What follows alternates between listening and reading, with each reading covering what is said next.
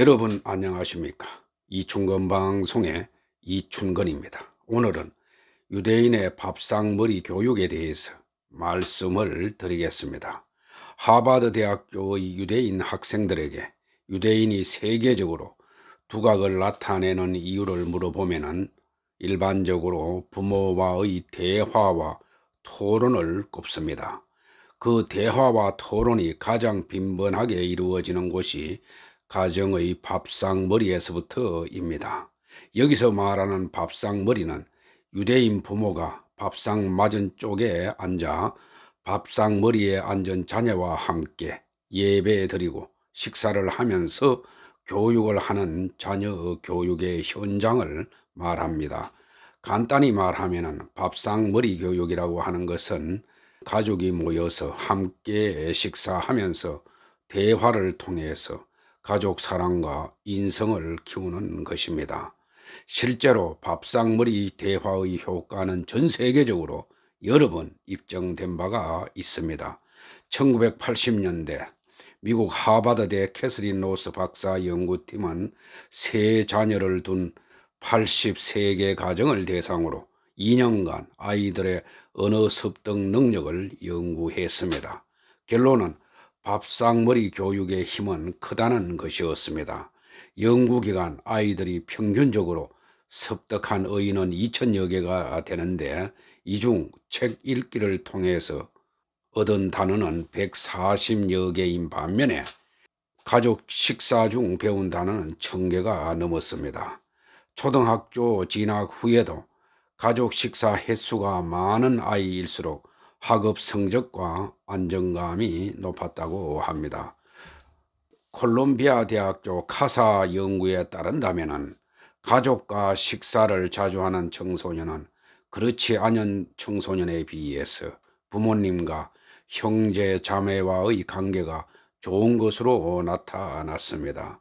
미네소타대 연구팀이 학생 4,000명을 대상으로 연구한 결과에서도 가족 식사의 빈도는 우울증이나 자살률과 반비례했다고 합니다.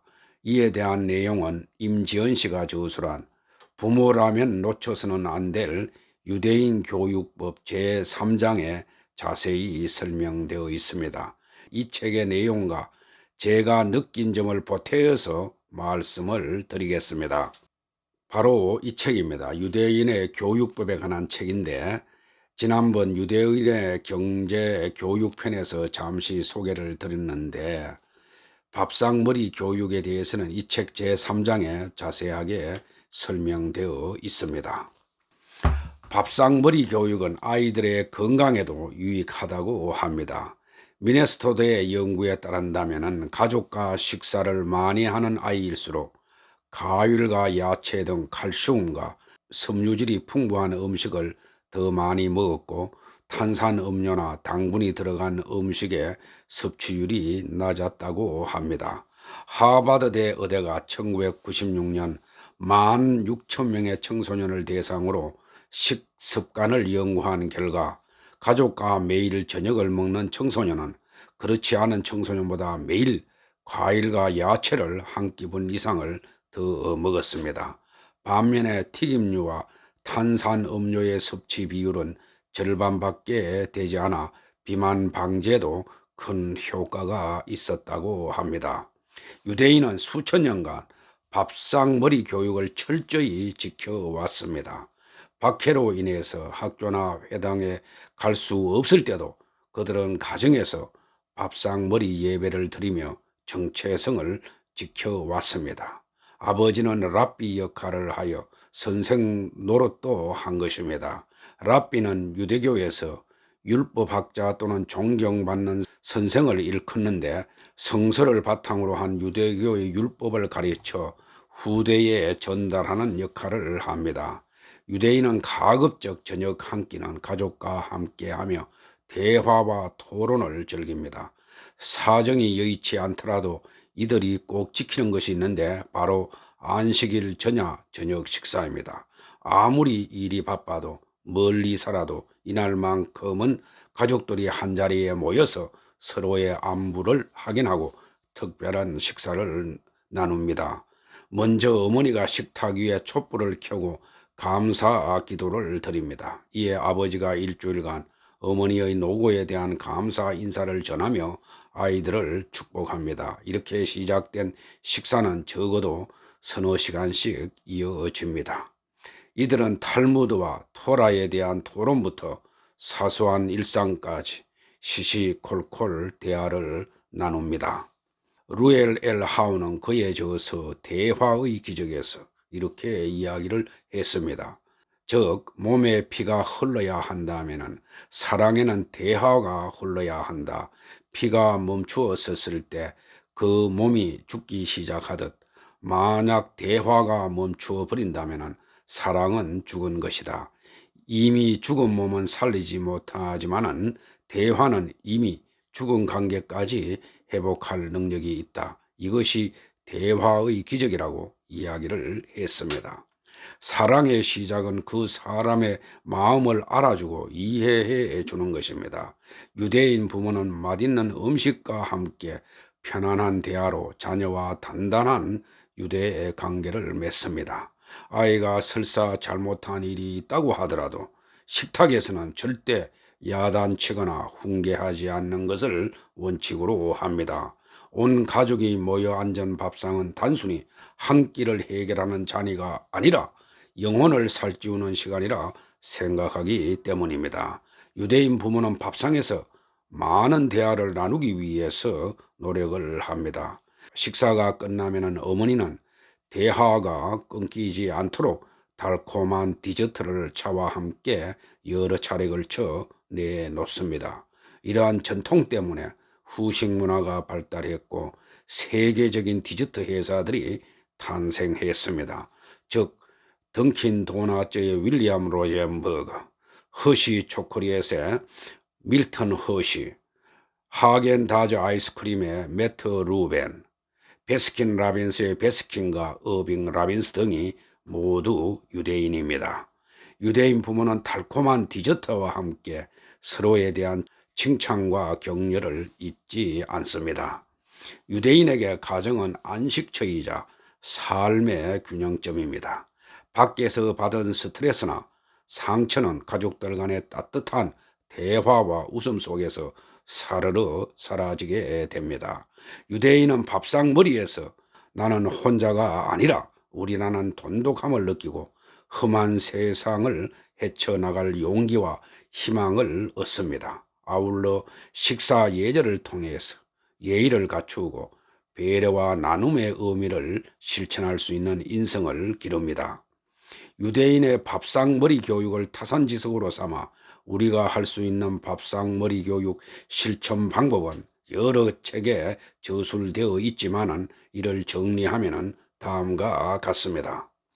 1. 일주일에 한 번 내지 2번 이상 가족 식사의 날을 정해서 실시한다. 둘째, 정해진 장소와 정해진 시간에 함께 모여 식사한다. 셋째, 가족이 함께 식사를 준비하고 함께 먹고 함께 정리한다. 넷째, 식사 중에는 TV를 끄고 스마트폰을 사용하지 않는다. 다섯째, 대화하면서 천천히 음식을 먹는다.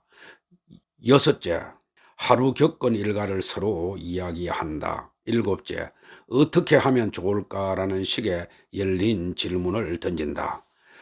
여덟째, 부정적인 말과 잔소리는 하지 않고 공감과 칭찬을 많이 한다. 아홉째, 아이의 말을 중간에 끊지 말고 끝까지 듣는다. 10번째, 행복하고 즐거운 가족 식사가 되도록 노력한다 등입니다.